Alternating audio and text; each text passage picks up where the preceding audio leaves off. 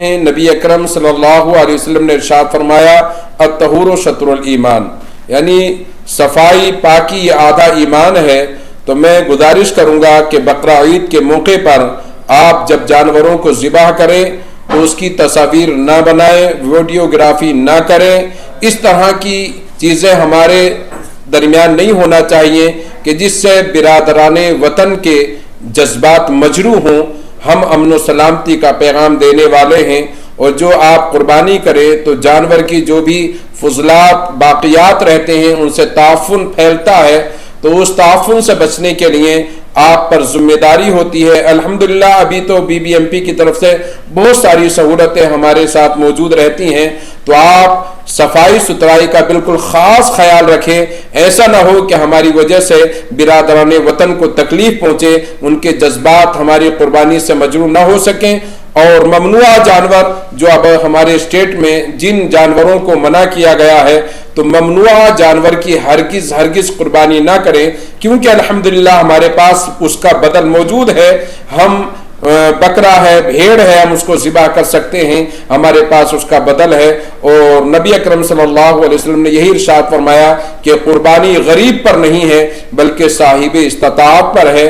तो साहिब इस्ताअत वो बकरा भी खरीद सकता है। ममनुआ जानवर की हरगिज आप कुर्बानी ना करें। हम अपने मुल्क में, अपने स्टेट में, अपने शहर में मुसलमान जहां भी रहता है वो अमन व सलामती चाहता है।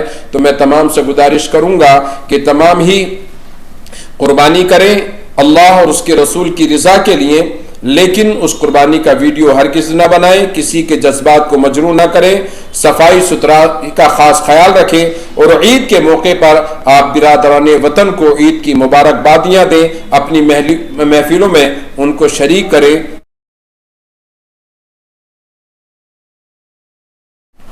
अल्हम्दुलिल्लाह रब तबारक व तआला का बड़ा ही फ़ज़्ल व एहसान है कि उस रब ने हमारी ज़िंदगियों में फिर हमें एक अज़ीम हमारा त्यौहार जिसे ईद उल अज़हा कहा जाता है, और हमारे मुल्क में इसे बकरा ईद या कुर्बानी की ईद कहा जाता है, ये शायर इस्लाम में से है। हमारे नबी सल्लल्लाहु तआला अलैहि वसल्लम बड़ी शौक़ से इस ईद के मौके पर कुर्बानी फरमाया करते थे। एक बकरा आप अपने नाम से ज़िबाह फरमाते, एक बकरा पूरी उम्मत के नाम से ज़िबाह फरमाते।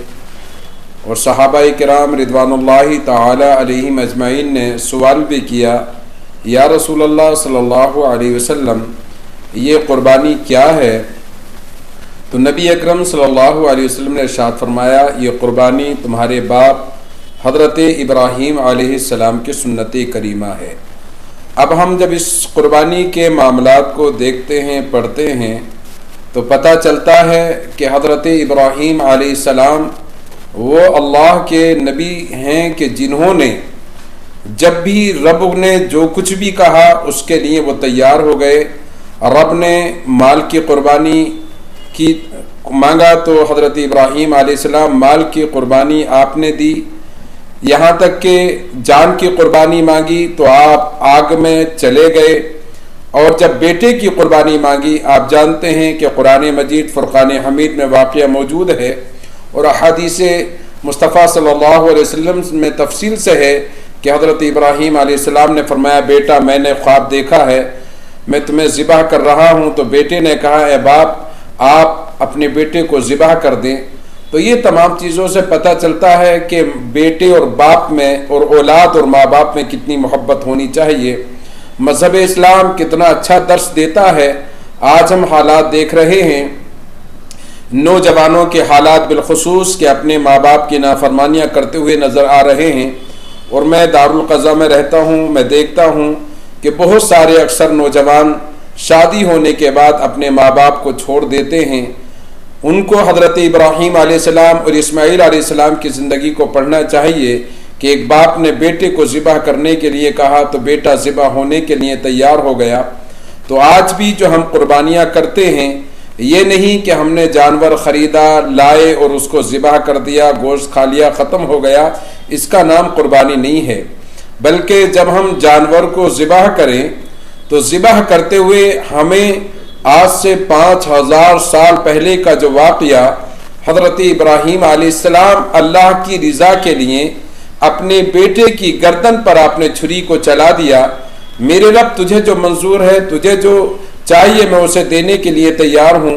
तो हज़रत इब्राहीम अलैहिस्सलाम ने अल्लाह की रिज़ा के लिए अपने बेटे को ज़िबह करने के लिए तैयार हो गए और पूरी ताकत को लगा दिया। रब्बे तबारक व तआला ने एक जन्नत से मेंढा भेजा और वो ज़िबह हो गया, और तभी से ये कुर्बानी की सुन्नत चली आ रही है। अल्हम्दुलिल्लाह पूरी दुनिया में जब ईद उल अज़हा की तारीख़ जो यौमुन नहर कहा जाता है, यानी 10, 11, 12 इन तारीख़ों में मुसलमान अपने रब की और अपने प्यारे नबी की रिज़ा के लिए कुर्बानी किया करते हैं और बड़ी मोहब्बत से किया करते हैं। बल्कि मैंने तो ये देखा है कि बेंगलोर में एक एक आदमी 30-30, 35-35, 40-40 कुर्बानियाँ देते हैं। उनसे पूछा जाता है तो वो कहते हैं कि मैं अपने नाम से, अपनी बीवी के नाम से, अपने बच्चों के नाम से, बल्कि यहाँ तक कि वो जिससे मोहब्बत करते हैं अपने नबी के नाम से, खुलाफाए राशिदीन के नाम से, अहले बैत रसूल के नाम से, सहाबाए किराम, हज़रत गौसुल आज़म ख्वाजा गरीब नवाज मरहूमीन के नाम से कुर्बानियाँ देते हैं और 1 या 2 बकरों का गोश्त रख के तमाम गरीबों में तकसीम कर देते हैं। ये इतनी अच्छी ईद है। अल्हम्दुलिल्लाह हम मुल्क हिंदुस्तान में रहते हैं और हिंदुस्तान में ये बड़ा अजीम त्यौहार मुसलमानों का है कि जिससे मुसलमानों को नहीं बल्कि गरीबों को बहुत फ़ायदा पहुँचता है। वो गरीब लोग जो जानवरों को पैदा होने के बाद बड़ी मेहनत से पालते हैं, परवरिश करते हैं, बड़े होते हैं, तो हमारे बिरादराने वतन यानी हिंदू भाई भी इस बकरा ईद का इंतज़ार करते हैं कि बकरा ईद आएगी तो मुसलमान हमारे जानवरों को ज़्यादा कीमत देकर ख़रीदेंगे। तो मुसलमान उस मौके पर ये नहीं देखता कि किस मज़हब का इंसान यहाँ जानवर लेकर आया है, बल्कि मुसलमान अच्छा जानवर देखता है। उसको जो अच्छा जानवर पसंद लगता है लोग बेचने के लिए आते हैं और मुसलमान अपने रब और अपने रसूल को राज़ी करने के लिए अच्छा जानवर ख़रीद कर लाते हैं और लाने के बाद रब के नाम पर ज़िबह कर देते हैं और उसके बाद उसके 3 हिस्से करके एक हिस्सा अपने पास रखते हैं, एक हिस्सा अपने रिश्तेदारों को देते हैं और एक हिस्सा गरीबों पर बांट दिया करते हैं। पता चला कि ये हमारा त्यौहार भी गरीबों का त्यौहार है। जो बेचारे गरीब दिल भर कर खाना गोश्त पूरा साल नहीं खाते हैं, वो अल्हम्दुलिल्लाह इस बकरा ईद के मौके पर वो दिल भर के गोश्त खा लेते हैं। मैं अपने मुसलमानों से गुजारिश करूँगा कि हमारा मजहब आप जानते हैं, नबी अकरम सल्लल्लाहु अलैहि वसल्लम ने इरशाद फरमाया अत्तहूरु शत्रुल ईमान, यानी सफाई पाकी ये आधा ईमान है। तो मैं गुजारिश करूँगा कि बकरा ईद के मौके पर आप जब जानवरों को ज़िबह करें तो उसकी तस्वीर ना बनाएं, वीडियोग्राफी ना करें। इस तरह की चीज़ें हमारे दरमियान नहीं होना चाहिए कि जिससे बिरादराने वतन के जज्बात मजरू हों। हम अमन व सलामती का पैगाम देने वाले हैं और जो आप कुर्बानी करें तो जानवर की जो भी फजलात बाक़ियात रहते हैं उनसे ताफ़ुन फैलता है, तो उस ताफ़ुन से बचने के लिए आप पर जिम्मेदारी होती है। अल्हम्दुलिल्लाह अभी तो बीबीएमपी की तरफ से बहुत सारी सहूलतें हमारे साथ मौजूद रहती हैं, तो आप सफाई सुथराई का बिल्कुल ख़ास ख्याल रखें। ऐसा ना हो कि हमारी वजह से बिरादराने वतन को तकलीफ पहुँचे, उनके जज्बात हमारी कुर्बानी से मजरूह ना हो सकें। और ममनुआ जानवर जो अब हमारे स्टेट में जिन जानवरों को मना किया गया है, तो ममनुआ जानवर की हरगिज़ कुर्बानी ना करें, क्योंकि अल्हम्दुलिल्लाह हमारे पास उसका बदल मौजूद है। हम बकरा है, भेड़ है, हम उसको ज़िबा कर सकते हैं, हमारे पास उसका बदल है। और नबी अकरम सल्लल्लाहु अलैहि वसल्लम ने यही इरशाद फरमाया कि कुर्बानी गरीब पर नहीं है बल्कि साहिब इस्ताअत पर है। तो साहिब इस्ताअत वो बकरा भी खरीद सकता है। ममनुआ जानवर की हरगिज़ आप कुर्बानी ना करें। हम अपने मुल्क में, अपने स्टेट में, अपने शहर में मुसलमान जहाँ भी रहता है वो अमन व सलामती चाहता है।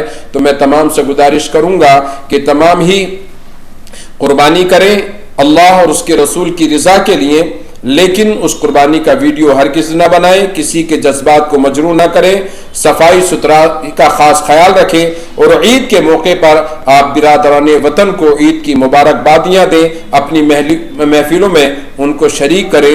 मैं रब कदीर की बारगाह में दुआ करता हूँ कि अल्लाह तबारक व तआला हमारे मुल्क में इस मौके पर ईद उल अज़हा अमन व सलामती के साथ मनाई जाए और अल्लाह तबारक व तआला हमारे मुल्क में अमन व सलामती अमन व सुकून रहे और अल्लाह तबारक व तआला हम तमाम पर अपना ख़ास फज़्ल व करम फरमाए। अस्सलामु अलैकुम व रहमतुल्लाह।